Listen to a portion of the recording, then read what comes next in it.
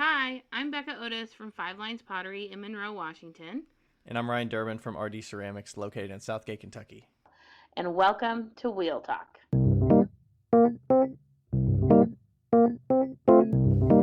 Hey guys, we've loved answering all of your questions so far. If you'd like to hear your question on the podcast, please send them to us on Instagram at wheeltalkpodcast or by email to wheeltalkpodcast@gmail.com. Thanks. Oh, I clicked it right after you. Oh, well, you hear a delay on the audio too, so.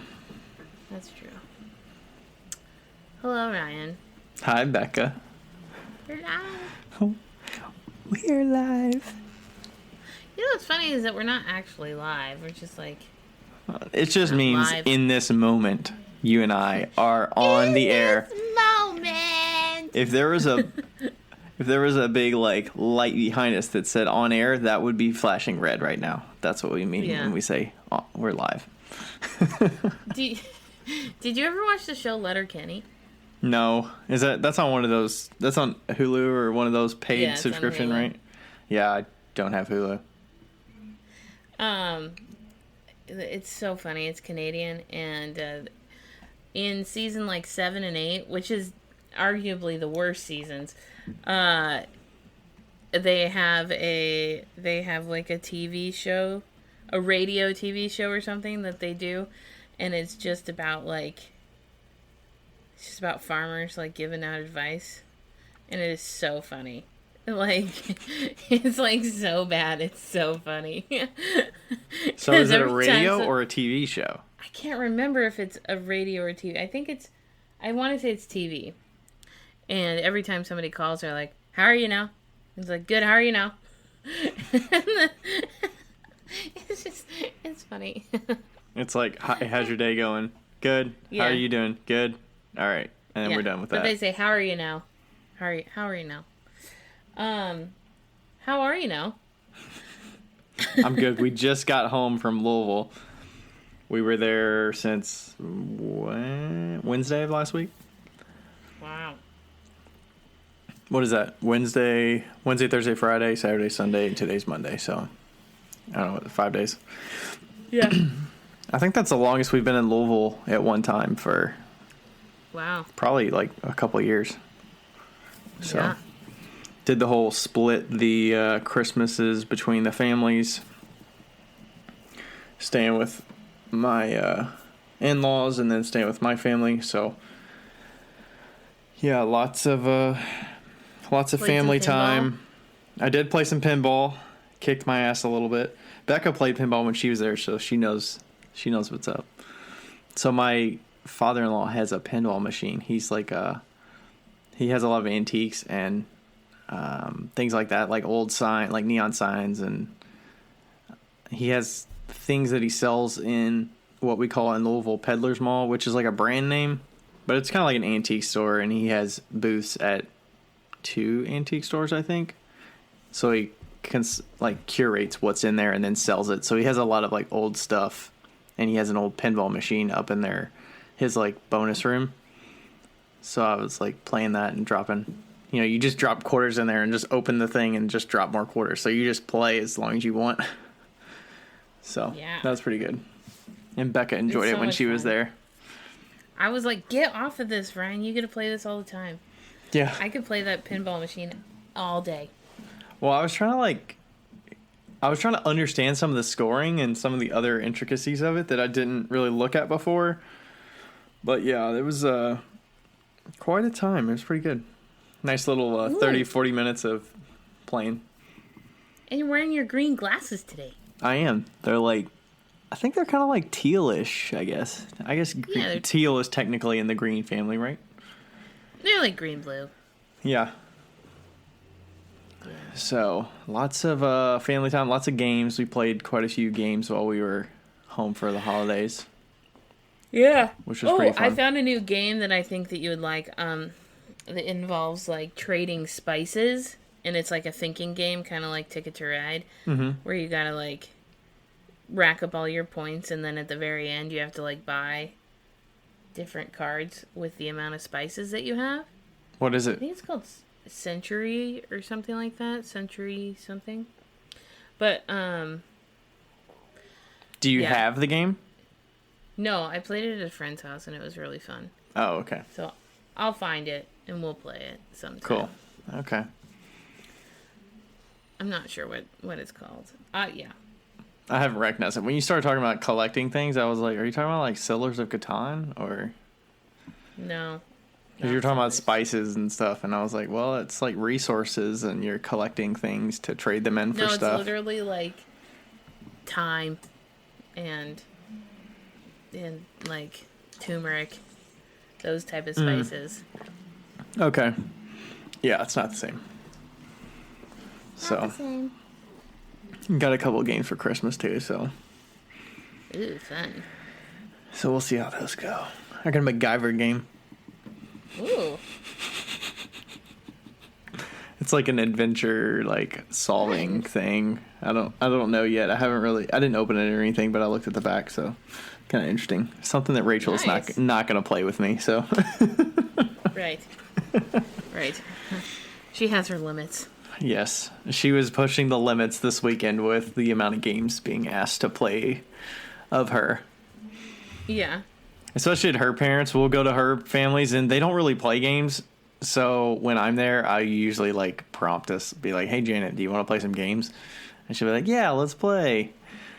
So she's willing to play, and Rachel's like, oh, I guess I have to play because my mom's playing. Like, we'll usually just play Yahtzee or something, but like we were playing Ticket to Ride and played the larger version of Ticket to Ride, so now they know how it goes. There you go. So, all right, how about you? You have been in deep cleaning mode, and did you spend time at a friend's or something for Christmas? I went to Val's. Yeah. In my like circle, and then I went to another friend's who's. I have a pretty large circle, I suppose. I went to another friend who's been helping me clean, and yeah, it was good. I made this like, me and my friend Lindsay made this. It's like a pseudo Mexican breakfast casserole, so it was like breakfast burrito, but like as enchiladas, but it wasn't really enchiladas. It was more like lasagna, but with tortillas. Oh, so it was layered tortillas. Yeah, because who has time to roll those things? And it was so good. And then I went to Val's, and yeah, it was fun. Pretty laid back. Did you all play some games? Or you played the Century game? No, that was with another friend like a while ago. But yes, we always play games at Val's house. Or did we? I don't know if we actually did play games on Christmas. Well, Val's daughter got a couple games. Well, they got not Othello, Blockus, but 2-player Blockus. So we played that. Blockus is fun. Blockus is so much fun. And then, okay, they got this marble game that's like a marble maze game. And basically, it's not really marbles, essentially, but it's these blocks that have channels, and you have the starting channel and the starting block and the ending block, and you have to connect those with the amount of blocks that are given to you. Mm-hmm. And then by turning them so that the marble can weave from the start to the end. Exactly, and it's like top to bottom. Oh, side to okay. side kind of I've thing, seen so that game on a phone where you can do it on a flat two-dimensional surface, but that's cool. So and it's it three-dimensional. A lot of fun. Molly is like so smart, and she's like 11, and she kicked my ass. Like she. So do you restart? Do you both start with the same exact grid, and then you're like the first one to drop the marble wins? No, we kind of did it together. Like they have cards and they have like prompts on them to what you're gonna do, but they have like different levels. So like beginner, intermediate, expert, and advanced and then expert. Mm-hmm. And she got to like we would start it, and then she figured out advanced or intermediate and intermediate and advanced like pretty easily. We just skipped beginner. But yeah, like I would start doing it and I'm like, I don't even know. And she's like, oh, I think I know. And she would like fix it, and she's so good. I was like, how did you even figure that out? Yeah. Like, but yeah, so that was fun. And they got slinkies and yo-yos and like, you know. I didn't know kids still get gifted yo-yos. I didn't know yo-yo was still a thing. Well, you do when, when your parents are cool. Nice. Were they like new But, yo-yos or like vintage yo-yos? I mean, they were new yo-yos, but they were the metal ones. Oh, okay. I don't think yo-yos have changed all that much in I just 6 mean, years. like, did they like pick up an old yo-yo that they found somewhere that was No, they looked bought it cool? in the box. Oh, okay. I used to have like different color strings for my yo-yos, so you would like swap out the string colors. I have to close my door really quick. I forgot. All right.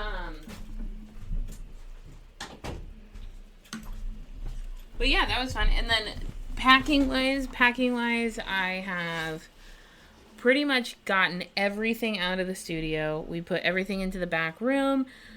Me and Val tried to clean up the like glazing area, which was tough because my store used to be a hardwood floor store, and which is fine in the front, but in the back rooms, in the middle back room, it's cork, and then not half of the room, but like a quarter of the room is unfinished cork. Unfinished. So what? The good cork has like a coating on it. Yeah, like the other half has a coating on it, and the quarter of the room has no coating on it. So like mopping it is almost impossible. Yeah, and then I would imagine that would just absorb whatever's on it. Like it's gonna take the color. Yeah, and then of course the glazes were on it, so we didn't cover them. And then in the room that I throw in, which is like a smaller room, it's not finished flooring at all.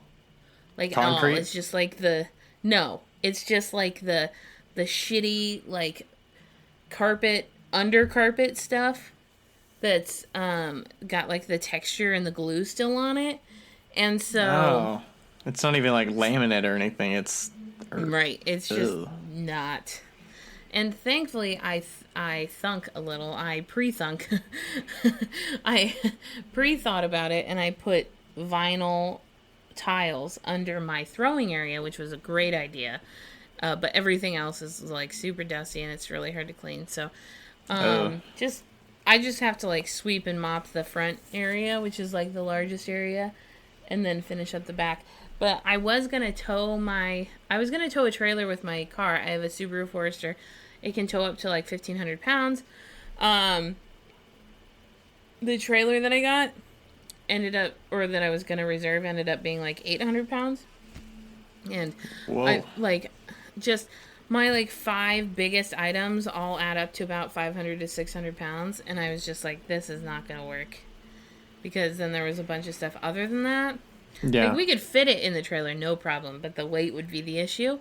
And so, because you can only actually tow. Yeah. So I have to rent a truck now. Oh, no. And that's like $600 was the trailer, and then the truck is, I think, $1,500. So you're gonna tow your vehicle behind the truck? No. So, I was not really excited about towing anything because it's gonna be snowing. But I thankfully have a friend who is a flight attendant, and she was like, yeah, a couple months ago, she goes, Becca, if you need anybody to help you move, I really want to go on a road trip. And across the entire country. Yeah. And she's like, I really want to go on a road trip. And flies for Delta. So she's like, I can just fly back. Because Indianapolis is one of their stops. And so I called her. All this stuff we found out yesterday. And I called her yesterday, and she called me today. And she's like, I'm so excited. I want to do this so bad. Oh, and my I'm gosh. like, okay. Yeah, I was worried when you were talking about your equipment, like your wheel and your slab roller. Like, if you have any other bigger equipment, I was like, that's going to be heavy. I didn't even think about the weight of the trailer itself, but... Yeah, exactly. I could have done it. If it was the middle of the summer, I probably would have done it. Because I think I could have distributed the weight really well. Mm-hmm. Gotten some of it into my car. It still would have been a lot of work on the bearings and stuff like that, but with snow and inclines, like, no, fuck no. Just fuck no. Yeah. Don't push it to the limit here. We're not No. doing a cone 6 kiln with a cone 6 firing. We're Yeah, no. Yeah, so I'm so that's the change of plans, and so she'll come whenever. So I'm just gonna leave the car here. Oh, okay. At her house. And then I thought you were gonna say you were gonna drive together, and you were just gonna trade off who's driving the truck and who's driving the Forester. No, because she works and she flies for well, she flies a very specific schedule with a certain like within Delta, and so a certain line, so she can't just take off willy-nilly all of a sudden and be like, all right, I'm gonna take off 2 weeks. Yeah, she's or like committed, a week and a half or whatever. Yeah, so she's gonna have to do it on her own time. But yeah, it's gonna work out hopefully. If not, then I'll just fly back and then drive it again. So. Oh my gosh. So are you gonna like rent a car when you get here until she can actually drive it here? Yeah. Yeah, probably. Yeah, it's kind of annoying, but it's what it is. It is what it is. And as of today, we're talking on the 28th. You are T minus how many days until you leave? T minus. T minus 1, 2, 3, 4, 5 days. 5 days. I'm leaving on the 3rd. Oh, I thought you were leaving on the 1st. Okay. I was, and then because of this whole truck situation. Yeah. I'm leaving on the 3rd now. So. Wow. So is there stuff that you're going to bring now that you weren't going to bring? Not really, because we got rid of everything, so. Nice. No regrets. No regrets. No regrets. No regrets. Oh, and I sold the pug mill. I'm taking it down to the new owner tomorrow. Nice. You have to deliver it? They're not picking it up? No, I'm going to take it down and I'm going to show them how to use it.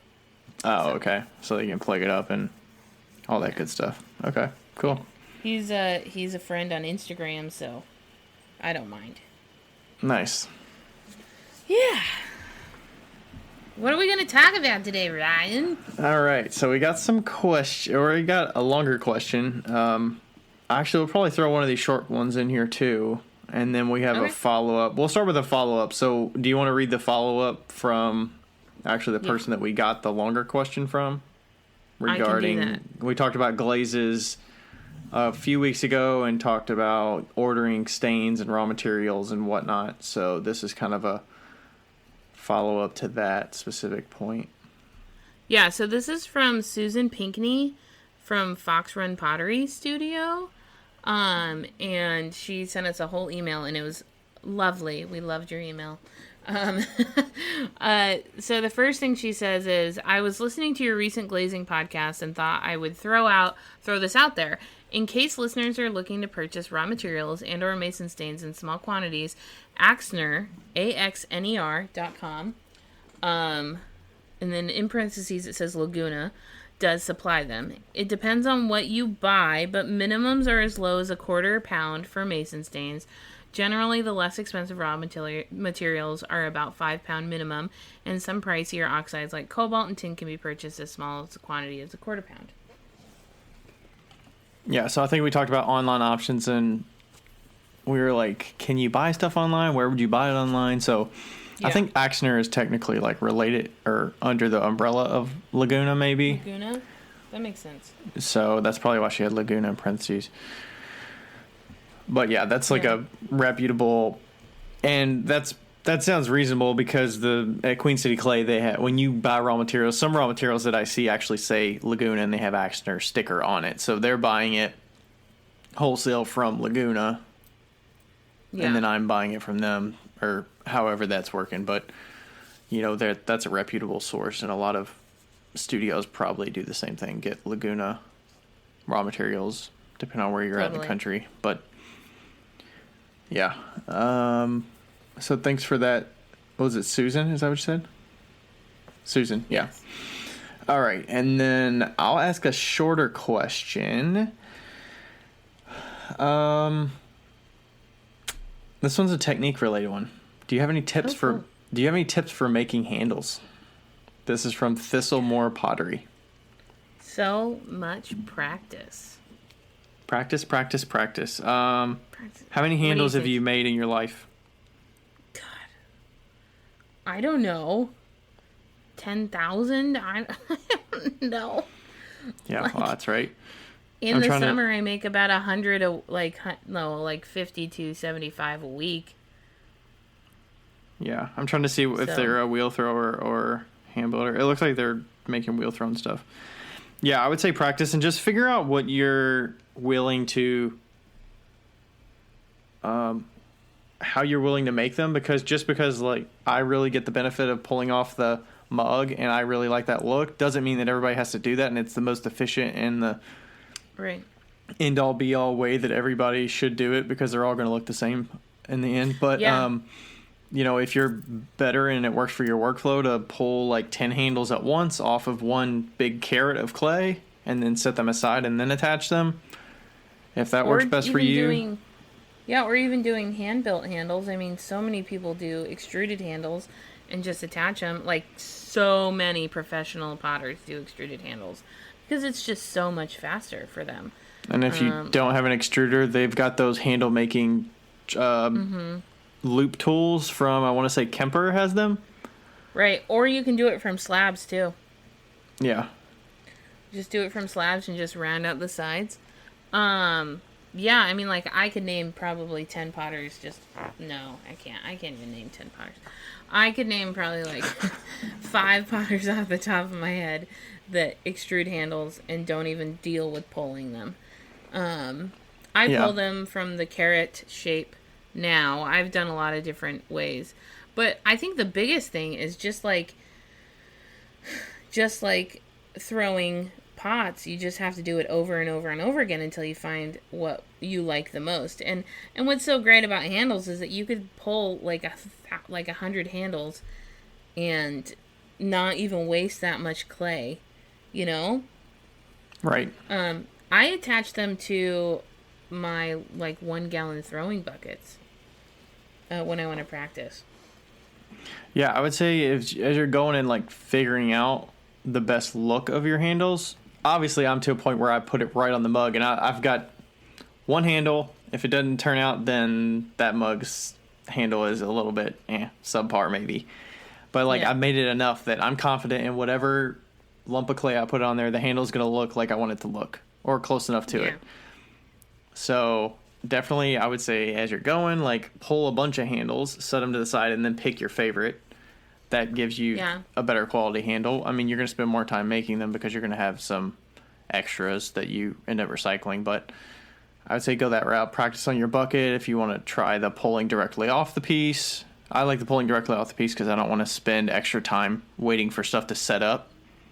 I want to attach it, put it in a damp box or cover it up for overnight so it gets time to like dry slowly and like kind of equalize the moisture. Yeah.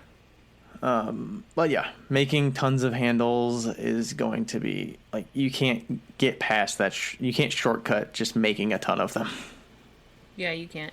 You know, also I did a tutorial a while ago. I think it might be on my Instagram on one of my videos of doing just a slab handle, but and I think honestly, I like them almost as much as my regular handles. Where you just do a thin coil and then you just roll that coil flat because then the sides are rounded still, but it's flat and it took like 2 minutes, you know? Yeah. And so like Rebecca Graves does she does a hand-built handle and she like pinches it weirdly. That looks like it won't be comfy, but it is comfortable. It's more comfortable than I expected. Yes. Totally. And like, you know, Josh Heim does extruded handles and he just has a die that he made that was like what he wanted it to be. There's so many different ways that you can make a handle. So many different ways. Yeah, lots of them. All right, so just make sure it's comfortable. Yeah, I would definitely say make sure the function and like the proportions look right. Yeah. I feel like you kind of have to have an eye a little bit for that, of like what looks natural and like what makes sense. Also, you have to decide how many fingers you want in your handle. You know, like when I was taught making handles, my teacher was like, I only pull a 2-finger handle. It's like where you can put 2 fingers in the handle as opposed to 3 or 4. I pull like a 3-finger handle. You know, depends on the mug size. 1-finger handle for a tiny mug. You know, so you got to think about that too. Like, really envision what you want and do a lot of research on other people's handles. See what you like, how they look. Yeah, definitely. And this might be a little too obvious to say, but don't just make handles that fit the way that you like to hold a mug. Don't assume that everybody holds a mug the way you do, because a lot of people cup the mug as a whole and don't even like put their hand on the handle by itself. They like to like reach their hand through the handle. Like, I never hold a mug that way, but I know some people can do that. So, and like, if somebody's like, I only like the look of 1-finger handles because I only like 1-finger handles, it's like, don't feel bad if people are like, do you have any other type of handles? Because I want to fit my whole hand in it. And then you're kind of limiting yourself of the people that could buy it. My favorite is when people are like, I can't fit my whole hand in this handle. I'm like, is your whole hand even like shorter than the mug? Because like some of the mugs are like, you couldn't even fit your whole hand in there because the mug's not even tall enough. Like, hello? I want to be able to put my whole fist in through the handle and then hold it on my wrist. I want it to dangle off my wrist. Some of it is just like, you'll hear a customer say, I want to be able to, my husband needs to be able to fit all of his whole hand in there, and the handles that I see are never big enough. It's like, okay. And then you got to figure out a way to proportionally make a mug that fits that. And some of them are just so ridiculously huge that a mug holds 26 or 28 ounces, and I'm like, this thing is massive. Right. But somebody's still going to buy it because they're saying, oh, I need something that holds a lot of drink, or I need something that's big enough that I could fit my whole hand in this handle. Yep. So, but, all right, so that was the process question. And then... thanks for that, Thistlemore. And I think we're good to read the topic for today. Do you have that? Yes, I've got it. All right. Okay. Bear with me, as this is quite long, and she said that we could quote her, so there's that. Okay. I would be interested in hearing your take on what makes a potter an artist. Are all potters artists? Do you consider yourselves as artists or potters or both? If something is produced in large multiples, is it still art, or does art need to be one of a kind? When does pottery production become mass production and cease being art, if it is defined as such to begin with? Is it possible to define art as good or bad, or not art at all? Is all art strictly subjective, or is there a point of objectivity that we can all agree makes something art? We should have done research for this. Ooh, that's a long one. Art, I know. It's just like not even over. At the art schools that I attended back in the 80s, the one thing that was drilled into us is that art must have unique qualities. In the context of painting and drawing, we were informed that creating a replica of what we see is illustration, and putting one's own stamp on it made it art. The idea being that just about anyone who really wants to learn can be taught the skill to draw or paint, but it takes someone with a creative mind to put a spin on it, taking it to the next level of true art. My mother, who was a RISD, that's Rhode Island School of Design, graduate, and eventually became a fabric artist, felt that people who were technically proficient but lacked originality were not true artists. I understand this to a certain extent, but I still respect people who have mastered the skills, even if they aren't producing anything that displays some level of originality. Anywho, I know this is a loaded subject, and I'm really interested on your take on what makes pottery art. I think, that's it. Thank you so much. Thank you for taking the time to read my email. That's a loaded as fuck question. Pinckney. Susan Pinckney. Susan, thank you for your question. I feel like I've been waiting for this question. All the questions. It's like, are you a ceramic artist or a potter? Oh, yes. What do you like about the two terms? Do you have a preference of what you'd rather be called, or do you care, or? I'd rather be a potter. Yeah, I'd have more pride in the term of being like called a craftsman. I think that has Yeah. more pride in my book from what I appreciate about the process.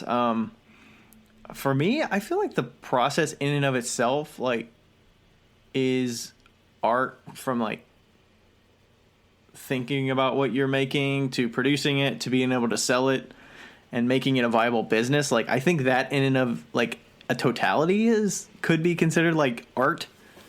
Yeah. But I don't know. I feel like there's pressure when you say, "Are you an artist?" or like putting that term. Do you feel like there's a weight to it? A little bit. Also, I want to preface this whole conversation with if you feel like you have opinions about this conversation, just wait until the very end to talk to us on the interwebs. Yeah, don't listen like 5 minutes in and you're going to be like, "You're not an artist." I just know somebody's going to come on and be like, "What? This is what I think, blah, blah, blah, blah, blah." And then we'll probably talk about it 5 minutes after they contradict ourselves halfway through, and then... Yeah, because we're very good at contradicting ourselves. That's what we do. Let's look up the definition of artist. You want to look at the definition of craft? Like sure. Craftsman. And probably craftsman. And I'll look up the definition of artist. Sure. Because I think those are pretty good correlative. That's where you'll say, is pottery an art or a craft kind of thing. Like, you'll hear that. Yeah, and then we can look up the definition of pottery, I suppose. I just don't feel like this. Oh. Okay. This is the dictionary word for artist. This is from the Oxford Languages. A person who produces paintings or drawings as a profession or hobby. A person who practices any of the various creative arts, such as a sculptor, novelist, poet, or filmmaker. A person skilled at a particular task or occupation. A surgeon who is an artist with a scalpel. Yeah. What's yours? I'm looking up craftsman or craftsperson. It says a person who is skilled in a particular craft. So then we should go to craft. What is a craft?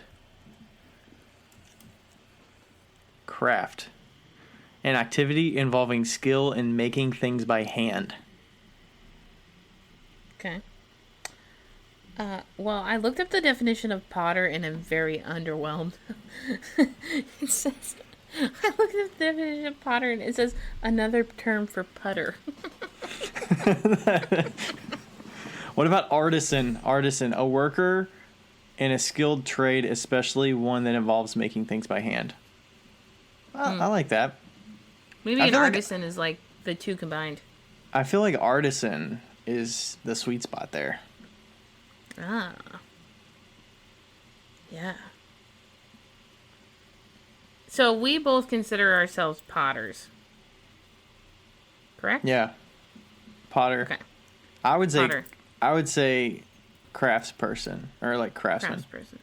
Okay. It's funny because I've thought about this question for a very long time because I think it just comes with especially being in Art in the Park in Leavenworth, like they didn't allow potters in Art in the Park until like 6 years ago, 10 years ago, something like that, because it was too functional. Like it wasn't considered art to them. They're like very old school, and because function was so high on the top of the list of what that piece was used for. Like it had more function than it did decoration. Right. And they didn't consider it an art, like being a potter an art. And then they've kind of like evolved. But it's interesting. Oh, well, when people always ask me if I'm an artist or a potter, I always say potter. But then, I do paint as well. So like, I always kind of clarify. I'm like, if I'm painting, then that's art. Like, that's my art. But if I'm doing pottery, I don't really consider that art. And I know a ton of people consider pottery art. I understand this. I fully, like, I'm okay with it. I just don't really. Does it depend on what type of consider it. forms you're making? That would you consider your dot forms art? You're making art? I would consider the form not art, but I would consider what is done to it art. The design part of it? Okay. Yeah. Like, would you say my carved stuff is, like, art? Or is that craft? Or is that... I think it's the same thing. It's like... Or is it pottery? I guess it's pottery. I don't know. It's just... It's so hard. And I feel like... I don't know. I wonder if... You know, I feel like every craft has this issue because, like, look at woodworking. You know, like somebody making a table versus somebody making, like, a wood sculpture. Like, what's the difference, you know? And, like, when that person is making this beautiful, like, mid-century style table or, like, handcrafted table that's, like, they've put hours and hours and hours of work, like, you look at it and you're like, how is that not art? You know, because it's so gorgeous. But in a lot of people's minds, like, that's a fucking table. Yeah. Like, you know, it's like, that's a table. But, like, what they've done and, like, the skill that they've put into it is just so outstanding. And so that's where I think that, you know, having the word craftsman is almost, I'm going to say this, is almost superior to being an artist in a way. Not that artists aren't superior, like, a lot of artists are superior to craftspeople, but, like, when you're doing a craft, you have, like, you're encompassing that entire thing, like, you're making the entire thing, you know? What do you mean artists, the entire thing? Like, you're using tools to make the legs of the table or to make the clay, to, you know, to build up and, like, to mold things, and you're doing every single part of the process, and it's a super intense skill. And I'm not saying that artists are not skilled. That's definitely not what I'm saying. But, like, you know, like, would you consider a painter who makes his own paint, makes his own canvas, like, stretches his own canvas and then paints the painting? Would you consider that a craftsperson? Or would you consider it an artist? You know? I feel like it would be... I don't really see a painter being labeled as a craftsperson. I know. Maybe it's just because inherently you think artist, you think of, like, painting, photography, like sculpture, things that are right. that are decorative, first and foremost decorative. Yeah. As art versus something that has function in mind, like a table, like a woodworker. I would call them a craftsperson before I'd call them an artist. Right. So it's like the difference between crafts and art functionality. I mean, that's part of what I would say. Yeah. So when a craft breaches into a non-functional realm, it then breaches into the artist category. I mean, I'm not saying everything that has a function can't be art, but... No, I know that. First and foremost, I would call it... Yeah, I think the function has a lot to do with it. Okay. Yeah. If it's more decorative than it is functional, then I feel like it's more in the realm of called art. Yeah. I feel like we should also, I don't really want to talk about this, but I also feel like we should also talk about ceramics versus potter. Because that kind of has a lot to do with, like, a lot of people view ceramics as a more artsy version of pottery. You know? Yeah. And nobody really even knows what the difference is. Like pottery is like the workerman's, like, I don't know. Is that like the blue collar version, and then one's like the white collar version or something like the? Yeah. The potters are like the poor like workaholics as to the ceramics, who are the like the kind of bougie, like.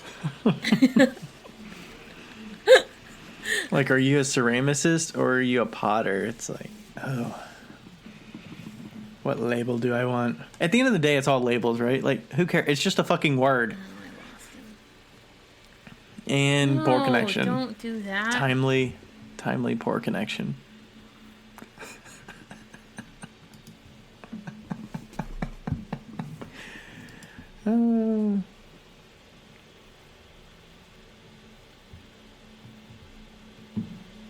Becca.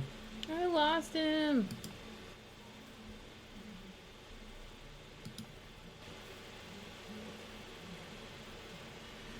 I can see you on the other screen. Oop. There we go.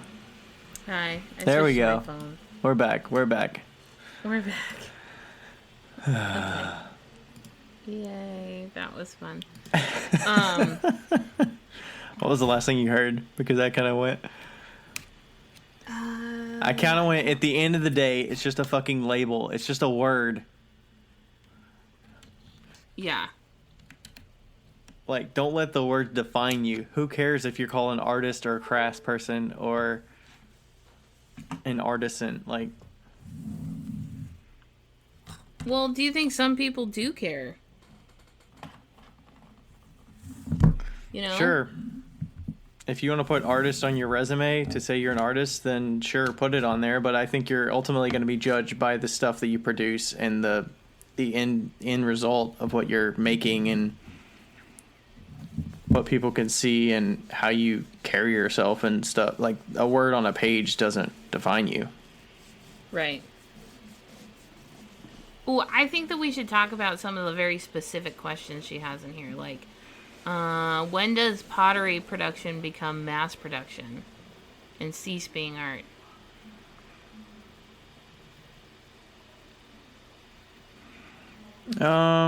Could it be when you're just strictly focusing on meeting demand at that point? Like, producing at a pace to meet the demand, and that's like it? I suppose. You know, it's, yeah, I guess. I mean, like, you know, a lot of the times, like, there's this, okay, I'm going back to Leavenworth. Up in Leavenworth, there's always this situation where it's like the photographers, quote unquote, all they do is they take photos, and then all they do is push the printer button, and they print out their stuff. I'm like, are they actually artists? You know, for just printing out the same thing over and over and over again. But at the same time, all of the artists who make original pieces, there's no question there, do the exact same thing just with their prints, and that's what they make all their money off of. They sell all of their prints, and you get more of a profit off of the prints because your original works are obviously way expensive, but you can sell a print for like $30. And so it's like this question of like, is that breaching some sort of an artistic like limit, you know? I think you're trying to sell. You're trying to sell to make money, so you can actually like keep the business viable. I think you have to. Yes, that's true. Yeah. Right, but like, is it still art if you're just selling? If you're selling like the reproductions of what you're doing, you know? And that's the same thing with pottery. Like, the first piece you ever make, especially in like a production line, that was the original piece. There was creativity involved in crafting that piece, designing that piece. But then every single piece after that you're trying to replicate would be the same thing. Yeah. It's just... the inception of that piece was the art. Yeah. Yeah. So like you're an artist 10% of the time and a production, like, producer 90%?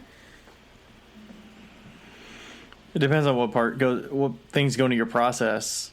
You know, how are you glazing stuff? How are you know, what decisions are you making along the way? Because I make a lot of the similar-ish forms, but they get stacked up in Bisqueware, and then I go from there and decide the glazes that I want to put on it. And am I experimenting with new glazes? Like, is there art in it if I have the same pieces, but I'm changing glazes and adding new glazes to the line every year. Like, is that still artsy? I mean, I'm kind of figuring out what the customers like, what is in demand, and what I like. Yeah. These questions are unanswerable. I think that's the point. I think it is. It's just supposed to spark conversation. Totally. Do you see production pottery? Let's say East Fork. Do you see their pieces as art? No. I have an East Fork pottery bowl, and I definitely do not see that as art. Not that I don't value it any less. Like, I don't value it any less than another piece that I have, you know?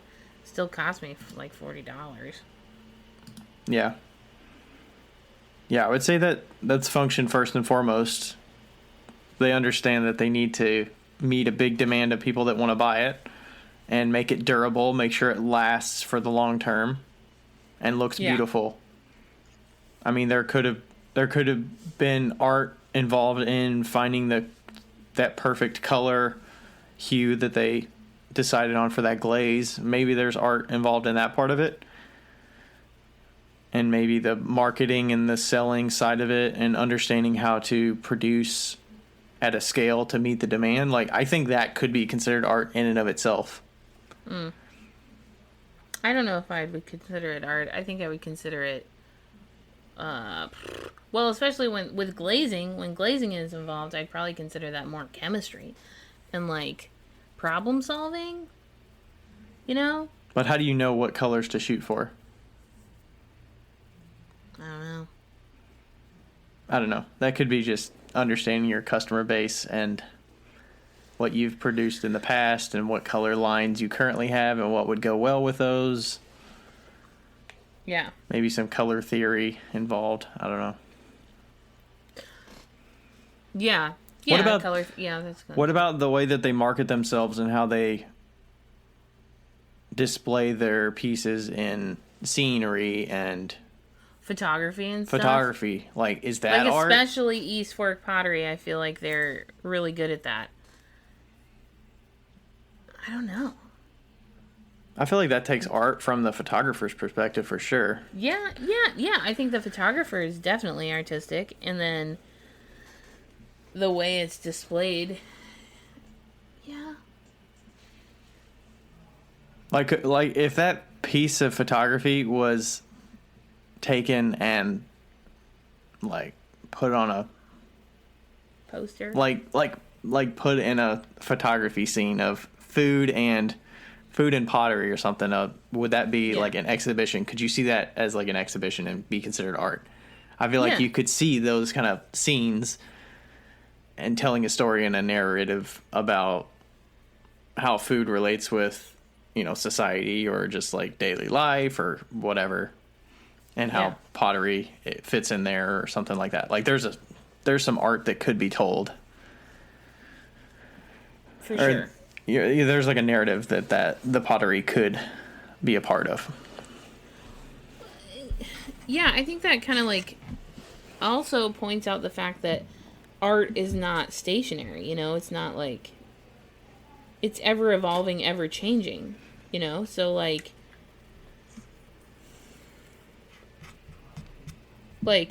at one point in your process, it could not be artistic at all, even if you're a painter. Like, is stretching a canvas artistic? No. You know, like that's a mechanical process. So it's like there's different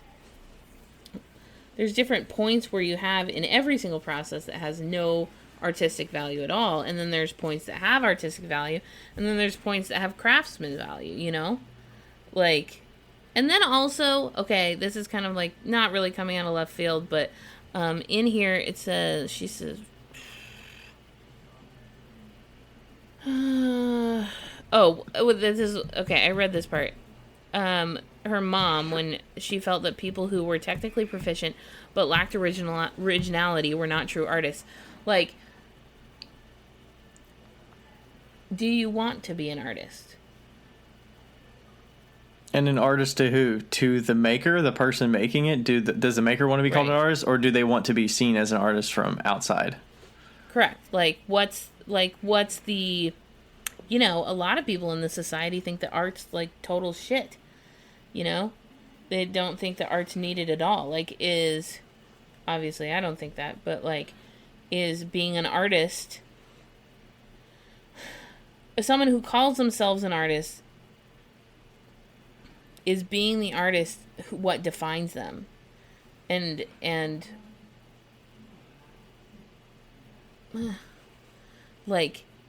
is it bad if somebody calls you something else? Yeah. I think ultimately it just goes back to what do you like, labels? Do you care about the label that's put on you, or yeah. Obviously, somebody in society cares about the labels. A lot of people in society care about the labels.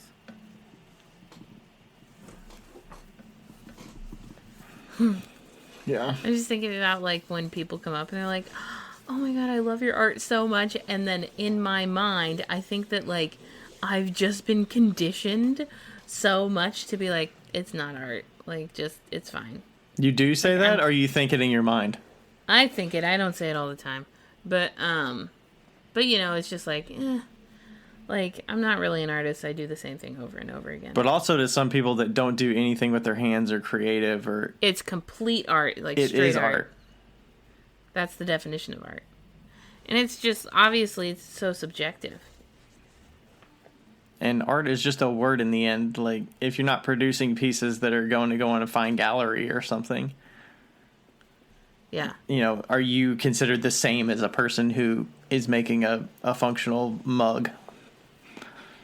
Yeah. Well, a lot of hairstylists I would consider artists.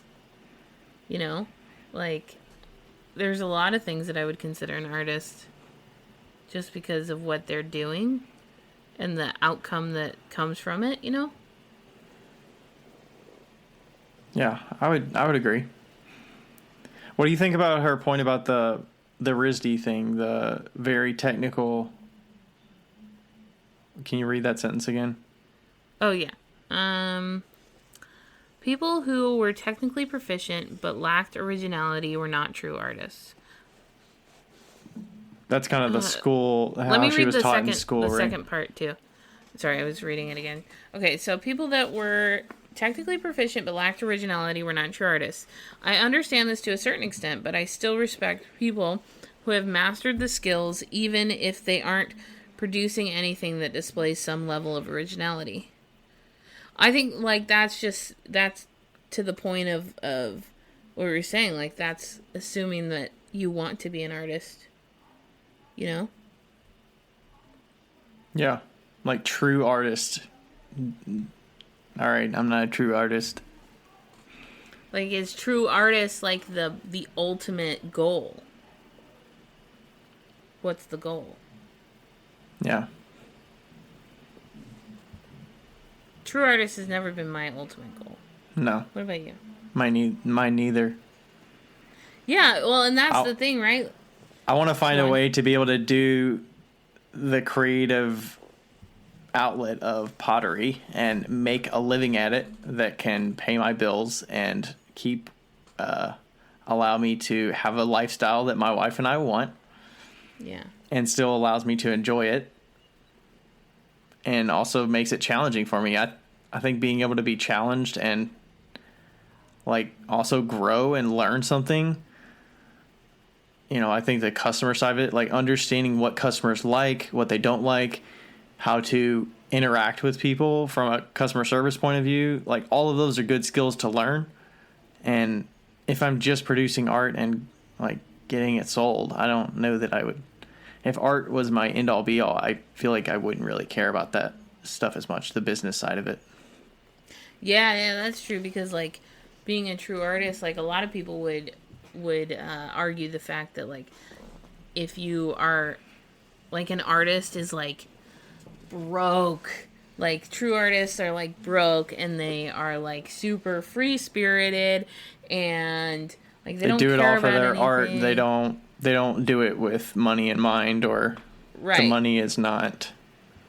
And like, if important. It was for art, you shouldn't be paying for it and all that shit, you know. And like, I think that society has had to redefine the term artist, especially because a ton of people still believe that if you're an artist, you should be doing it for the love of art, for free. And everybody's like, wait. Like, I need to make money. Right. Yeah.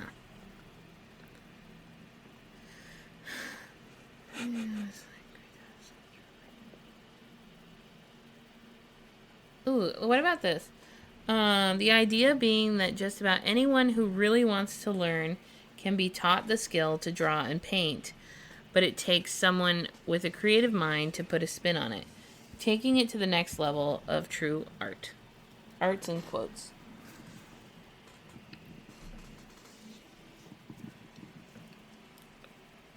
Yeah, I think ultimately everybody could be taught the steps of producing something, but there's like minute decision-making points that you make throughout the process that can, make it a little bit unique, even if it's super subtle. Like you're talking about with your designed, like tumblers or glasses. Like you have reasons behind why you're doing certain steps of that process to produce that end result.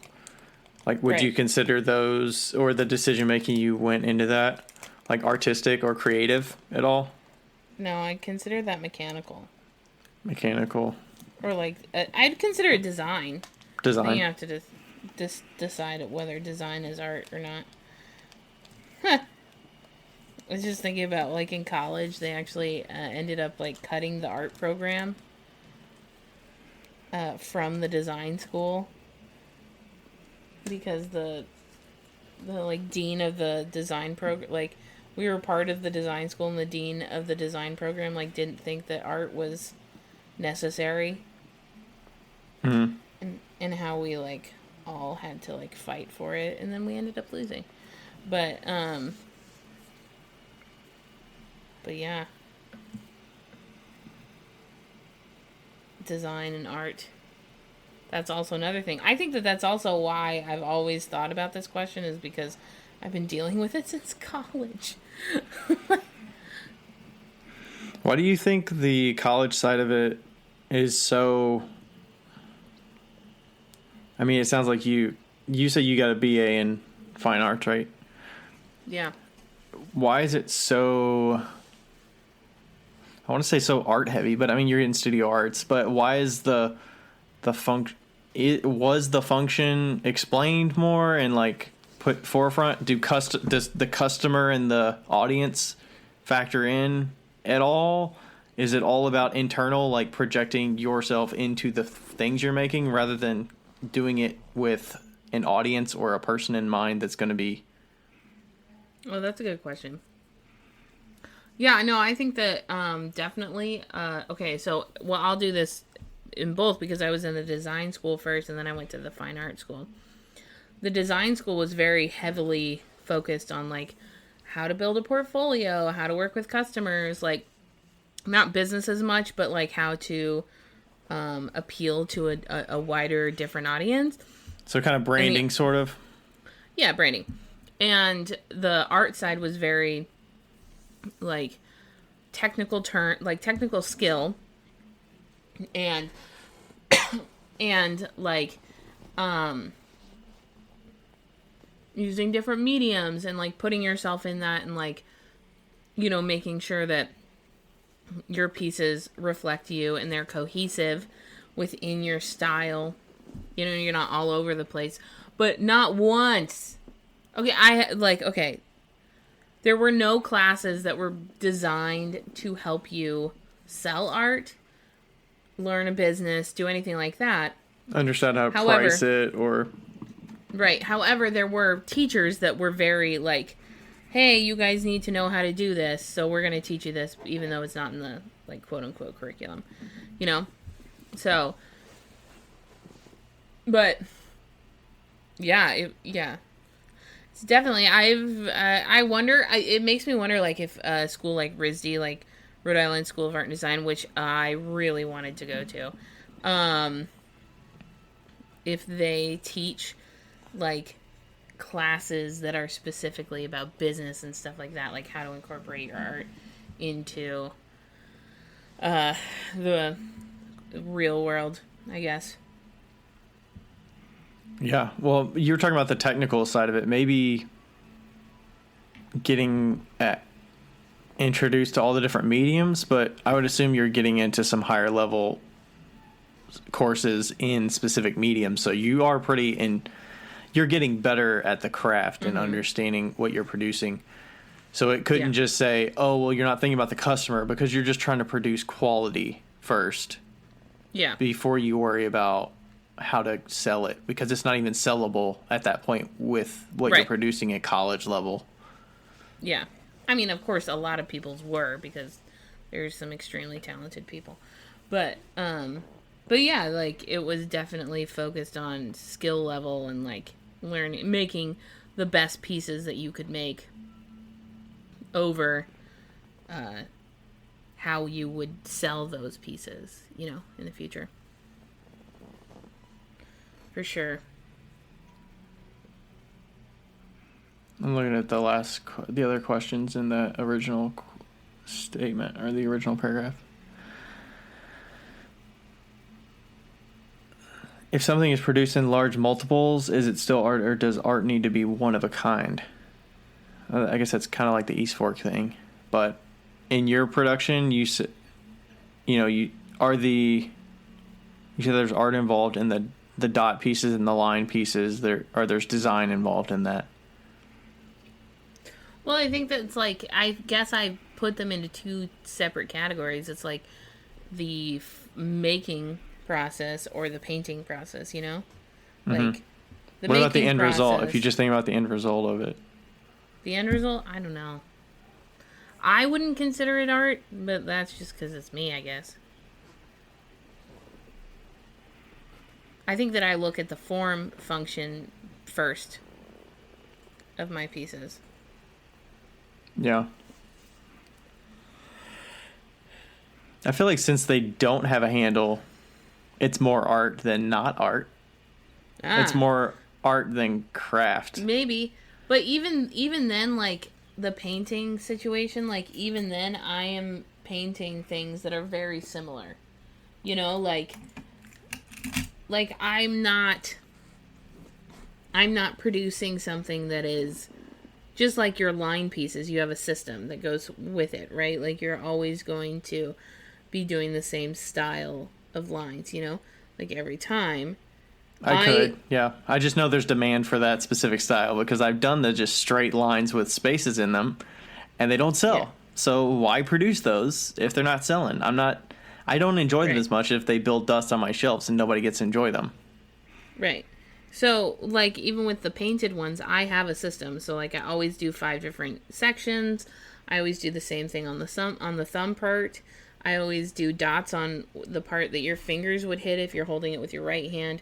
Like, I do the same thing on every piece. It's just different colors, you know? Oh, so every single design is the same? It's just different colors swapped in? Mostly. I mean, they're not the same, but they are very, very similar. Okay. Like, I'll always do a big circle on the thumb and then 2 littler circles in stroke and coats, and then the next one I'll do a line, and the next one I do small dots, and the next one I do sideways lines, and then the next one I do smaller consistent dots. Like, pretty much almost every single one. Okay. You know, the first thing that I thought of when I was talking about your line and your dot stuff, I was talking about the white stoneware with the crisp lines and the dots on it, not the painterly ones. That was so last year, Ryan. Okay, would you consider those more art? That's the ones I was considering more art. Oh, yeah. Okay, then yeah, I guess so. Or like design. Because you were, like, those were very one of a kind, it seemed like. Yeah. And you're not making a huge quantity of them. Right. Yeah, I'm not making a huge quantity. Yeah, I mean, yeah. A simple form and very much like my paintings. Like, you have no insight in mind when you start that piece necessarily. You're just kind of letting your current state dictate where you're going with it. And right. Is there art in and of that process of not having an end goal in mind? I guess so, yeah. I guess I consider that like the cup is the canvas, you know? Right. So like I said before, like the cup is not the art, the painting is the art. Yeah. Maybe I'll have some design pieces that have a certain color, but they're completely random carvings, and then that'll be more art than not art. Maybe. But at the end of the day, I'm like, is this worth my time to make? Because is it going to sell? That's always in the front of my mind because I'm producing this stuff because I have a very limited amount of time to be making stuff, and I could be spending my time doing other things. Yeah. That could sell. So being able to sell something is very top of mind when I'm producing any of my work, I feel like. Yeah. I mean, do you have that? If you're making 5 days a week, do you have that same thing in mind? And does that take the art out? Like, regardless of the art part of it, does making things 5 days a week, are you still like thinking about the time I spend doing this needs to be the most efficient for what is going to sell in the right amount of time and whatnot? Yeah, but I think that that's also based on our personalities. We're very much like that, you know? Both of us are. Right. Yeah. Yeah, and I mean, at the end of the day, it doesn't really matter what I consider because it just matters what the people buying it consider it as. Whether it's considered art or not? Yeah. We're also just in this every single day making this stuff, and we're in the pottery world every single day, so we see a lot of other work, and we have a collection of people's work. So we're more ingrained in it, we're more immune to what's possible and what kind of results people can get from it. So when we would say, somebody would call us an artist, we would think of ourselves in the scheme, in the like realm of other people that we consider artists in our space, and we're like, I'm not making anything close to what that person's making. Right? Like I'm nothing. I'm a schlub. Right? Yeah, that's interesting. Also, I like this. Is it possible to define art as good or bad or not art at all? And I feel like... Oh, I'm thinking of that guy. Oh, what was his name? The toilet guy. The guy who did the urinal and then wrote something on it. I can't remember his name. Oh, I know what you're talking about. I can't remember either. It's not, oh God, why am I, like, literally the only name that's coming to my brain is Monet, and I'm like, that is not it, obviously. Oh gosh, I'm gonna have to Google this. But, anyway, for those who don't know what I'm talking about, you probably won't know what I'm talking about, but he essentially took Marcel Duchamp. Duchamp, yes, Duchamp. So Duchamp took a urinal and he wrote something, I can't remember what he wrote, on the bottom of the urinal, and he put it in a gallery, and then he just labeled it art. And it says R. Mutt, 1917.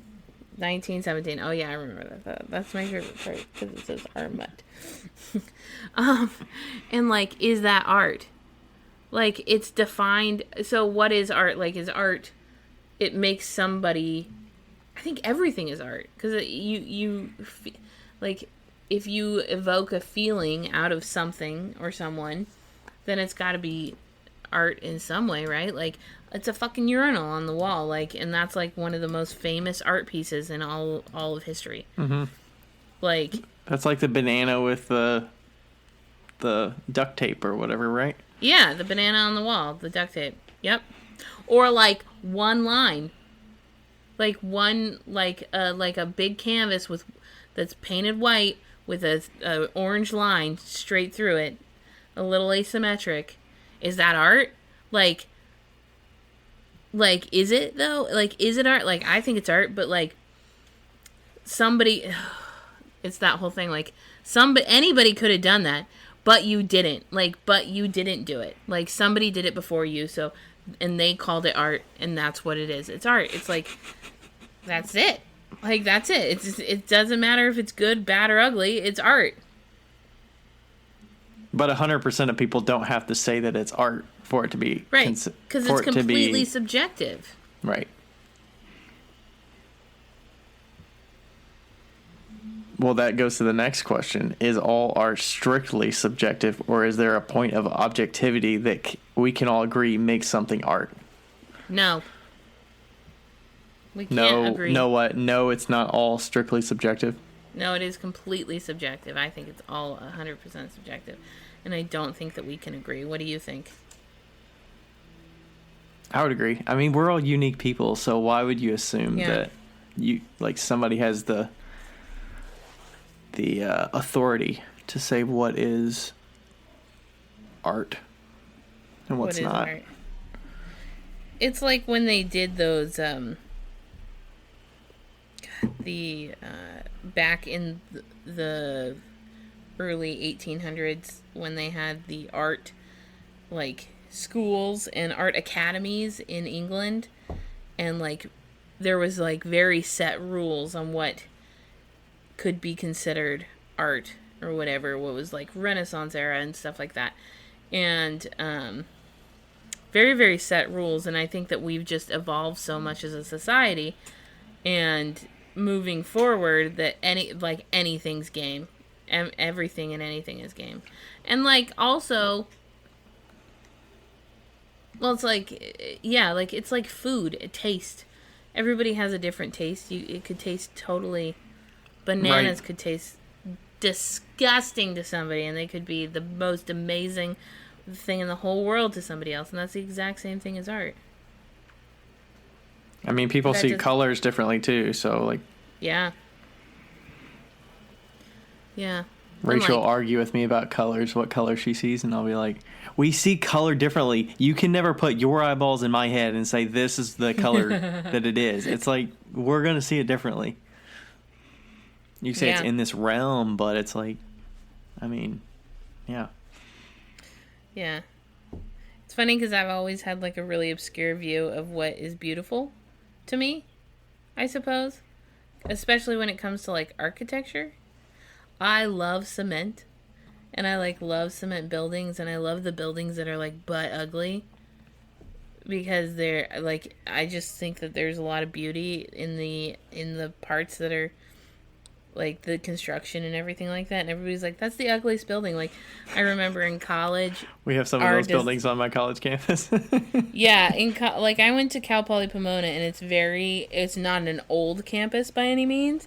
There's a lot of new buildings, and the design building where the architecture program was, and the landscape architecture program was this big cement postmodern, mid-century modern building that everyone hated, and it was my favorite building on campus. Like, everybody was like, it's so ugly, like, I can't believe this is our design, like, building. I'm like, are you kidding me? This building's fantastic.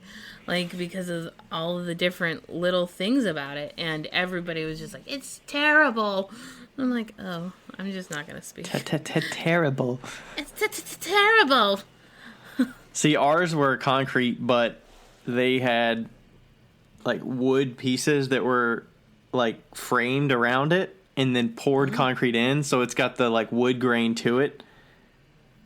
Wow. But it's concrete, so it looks kind of like eh. And then when it rains, it just gets wet, and it's just like wet cement like down the side of the building, and it's just kind of like eh. Not the greatest looking building, but yeah. Art. See, now if we had this discussion with someone in an art program, whether they're in the art program or like a professor, it'd be interesting to have that discussion with a professor. Yeah, I actually have a professor of mine that's local here to NKU or Northern Kentucky, that actually teaches at NKU. Maybe he would. Maybe I can ask him. What does he teach? He's head of foundations, but he's also taught ceramics.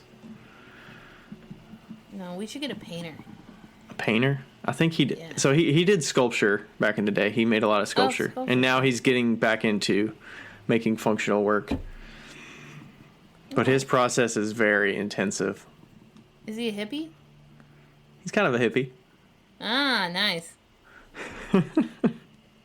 That's the kind of professor I want to talk to. Okay, maybe we can get him on here sometime. That'd be interesting. Yeah, we've had some discussions, and he's... because I like to talk about the business side of it, obviously, so I'm kind of, like, asking him about shows, and he'll talk to me about, like, what shows are good for him and would work with his work and the price point and understanding pricing and stuff like that, so... Yeah. All right. Any last thoughts before I go pack a bunch of orders? No. All right. I don't think we'll talk until you're on the road, probably. Yeah, I don't think so. All right. Well, safe drive. Going to your trip hasn't changed, I'm guessing, or are you consolidating it to a shorter trip because of the truck? House. Okay. Yeah. And then I'm going to hit up Isaac's shoe. Yep. In between parentals and Indiana. So. Nice. Yeah. All right. Well, safe drive, safe travels. You too. Are you gonna record your mom telling her about the podcast, even if it's just a little snippet? I don't know. I haven't even decided if I'm gonna tell her about the podcast. I didn't pack any clothes with podcast apparel. Was that intentional? Maybe. You're just gonna wear like a Wheel Talk shirt one day, like, "Hi, how's it going? What's Wheel Talk? Is that your character? What is that you? Who's that guy? What is Wheel Talk? What does that mean?" By the way, I got those stickers from my mom, so I guess I'll put some of those in some orders. Sweet. Yeah, should be interesting. Yeah, stickers coming your way. If you order any stickers from me, well, not stickers from me, but if you order anything from me in my shop, I will be giving out Wheel Talk stickers in your order. Yeah. And I've been giving them out with our orders, too. Nice. Okay, cool. And then if you want some fancier stickers of cool studio stuff, like tools and such, Becca has a lot of those on her website, I'm sure. I do, but don't order them for a while because they're not going to be shipped.